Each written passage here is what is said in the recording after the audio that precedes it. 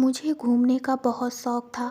उस रात मैं कुछ दोस्तों के साथ अपनी बेस्ट फ्रेंड की शादी में जा रही थी। शादी उसके गांव में थी और उसके गांव जाने के लिए हमें बस से 12 घंटों का सफ़र तय करना था। वो रात पूर्णिमा की थी।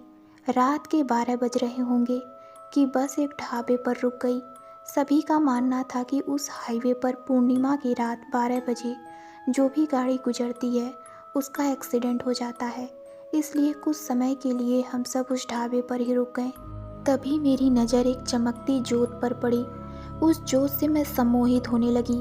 उस जोत का पीछा करते हुए मैं कब अपने दोस्तों को पीछे छोड़ आगे आ गई मुझे पता ही नहीं चला।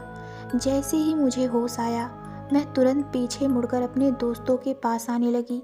लेकिन हैरानी की बात ये थी कि मुझे हाईवे 2 राह में बटा हुआ दिख रहा था। मुझे समझ नहीं आ रहा था कि उन दोनों में से सही रास्ता कौन सा है। मैं उन 2 रास्तों के बीच खड़ी थी। तभी मुझे बाएं तरफ के रास्ते पर 2 हेडलाइट जलते दिखी। वो हेडलाइट बस की थी। बस तेज़ी से मेरी तरफ आगे बढ़ रही थी। अंधेरे में भी मुझे बस का नंबर दिख रहा था 999, जो हमारे बस का नंबर था। पलक झपकते ही उस बस का एक्सीडेंट हो गया। उस बस में उपस्थित लोगों के मृतदेह छिन्न भिन्न हुए दिख रहे थे। मेरे दोस्तों की लाश भी मेरे सामने पड़ी थी। मैं वहीं स्तब्ध खड़ी रह गई।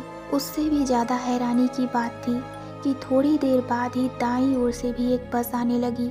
उस बस का नंबर भी 999 ही था। उस बस में मेरे वही दोस्त सही सलामत बैठे दिख रहे थे।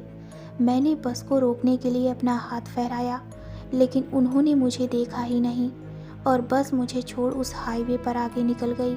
मैं उस 2 मुखी रास्ते के बीच खड़ी रह गई। मैं 2 समांतर वास्तविकताओं के बीच फंस चुकी थी। तो दोस्तों, आपको ये कहानी कैसी लगी हमें कमेंट में ज़रूर बताइए। तो मिलते हैं एक और नई डरावनी कहानी में। धन्यवाद।